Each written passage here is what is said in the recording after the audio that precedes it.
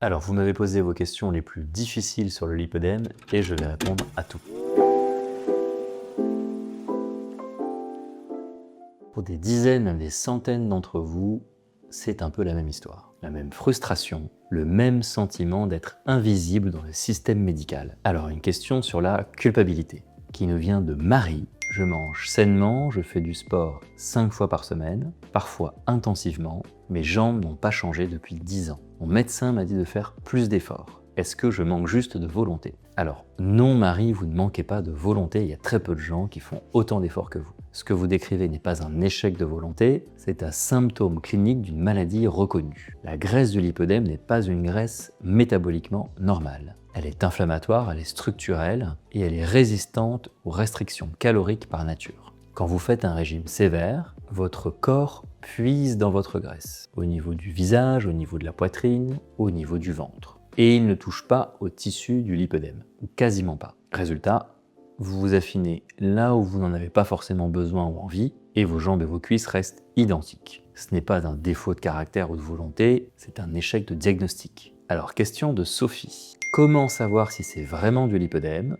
et pas juste de la graisse normale ou de la cellulite? Est-ce qu'il y a un moyen de vérifier soi-même? Alors, test numéro 1, regardez les proportions. Vous faites un 36 ou un 38 en haut, mais plutôt un 42, 44 voire plus en bas. Le lipœdème épargne presque toujours le buste et se concentre au niveau des membres inférieurs. Cuisses, hanches, mollets. Test numéro 2, regardez vos chevilles. Est-ce que la graisse s'arrête nette juste au-dessus du pied, comme un bracelet, alors que vos pieds, eux, restent fins? C'est l'un des signes cliniques les plus spécifiques qu'on utilise en consultation. Une distribution de graisse normale ne fait pas ça. Test numéro 3, pincez l'impôt de l'intérieur de votre cuisse. Est-ce que ça fait mal? Pas juste une pression, de la douleur. La graisse inflammatoire est hypersensible. La graisse normale ne fait pas mal au pincement. Et encore, est-ce que vous faites des bleus facilement, sans vous souvenir d'un vrai choc?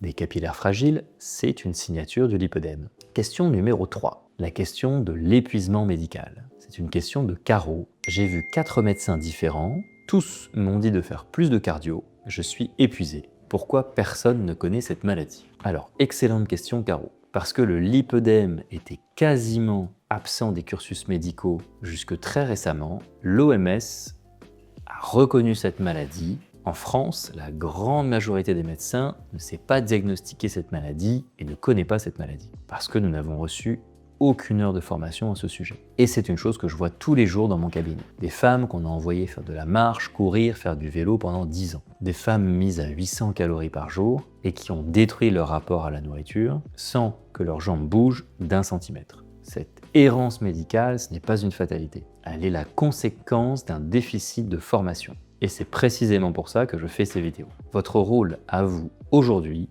arriver en consultation avec toutes les armes, connaître les termes, savoir quels examens demander, ne plus sortir d'un cabinet avec « faites un régime, faites plus de sport » comme seule réponse. Alors question numéro 4, la question du régime qui nous vient d'Émilie. Quel régime fonctionne vraiment avec le lipœdème? J'ai tout essayé, keto, jeûne intermittent, végétalien, rien ne marche sur mes jambes. Alors excellente question Émilie, parce que vous avez posé la mauvaise question. Et ce n'est pas votre faute, c'est celle du marketing nutritionnel. La bonne question n'est pas quel régime fait maigrir mes jambes, mais plutôt comment est-ce que je vais calmer le feu, l'inflammation à l'intérieur de mes tissus. Le lipœdème déteste 2 choses, l'insuline haute et l'inflammation chronique. 2 ennemis immédiats à identifier. Les sucres raffinés qui créent des pics d'insuline favorisant l'inflammation et le sel en excès qui va venir aggraver la rétention d'eau dans des tissus déjà gorgés de liquide. Vous ne cherchez pas à perdre du poids, vous cherchez à soigner vos tissus et vos cellules. Ce n'est pas du tout la même chose et ça ne se gère pas de la même façon. Alors, question numéro 5, la question chirurgicale qui nous est posée par Nathalie. La chirurgie, c'est vraiment la solution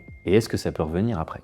Très bonne question Nathalie. La chirurgie, et je parle de liposuction adaptée au lipœdème avec des techniques particulières comme le wall ou les ultrasons, le vaser, est aujourd'hui la technique de choix qui est recommandée dans le lipœdème pour retirer les amas graisseux et les résultats qu'on voit chez les patientes sont parfois radicaux. Moins de douleur, jambes plus légères, mobilité retrouvée, confiance en soi, esthétique de la jambe restaurée et amélioration de la qualité de vie. Mais, c'est un mais fondamental, la chirurgie n'est pas une fin en soi, c'est un nouveau départ. Sur la question « est-ce que ça revient ?», les cellules retirées ne reviennent pas. Mais cellules restantes de cette zone ou d'une autre peuvent réagir et réaugmenter en volume, ne pas se diviser mais simplement grossir, si vous n'avez pas une hygiène de vie adaptée. La compression post-opératoire, le drainage, l'alimentation anti-inflammatoire, l'activité physique douce et régulière, l'eau, la natation, l'aquabike, ce sont des choses remarquables qui fonctionnent très bien et soulagent les patientes. Tout ça, c'est votre assurance sur le long terme et votre nouvelle hygiène de vie. La chirurgie retire la graisse, l'hygiène vous protège d'une recrudescence de tous ces symptômes. Alors, question 6, la personne n'a pas laissé son nom, sur la question émotionnelle. Ça fait 15 ans que je me bats, j'en peux plus.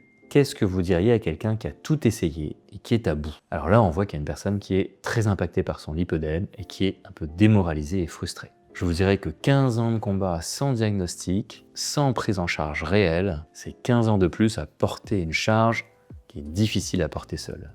Le lipœdème, c'est une maladie qui est reconnue par l'OMS, vous avez le droit d'être soigné, vous avez le droit d'être entendu, et le fait que vous soyez encore là à chercher des réponses, c'est une forme de courage que beaucoup ne voient pas. Ce qu'il faut retenir de cette vidéo, c'est que ce n'était pas dans votre tête, ce n'était pas un manque de volonté, c'était plutôt un manque d'information. Et cette information, elle existe maintenant, elle est accessible, et vous n'avez plus à vous débrouiller toute seule. Et avant de partir, une question pour vous en commentaire. Quel était le conseil médical le plus inutile ou inadapté qu'on vous avait jamais donné concernant vos jambes? Prenez soin de vous.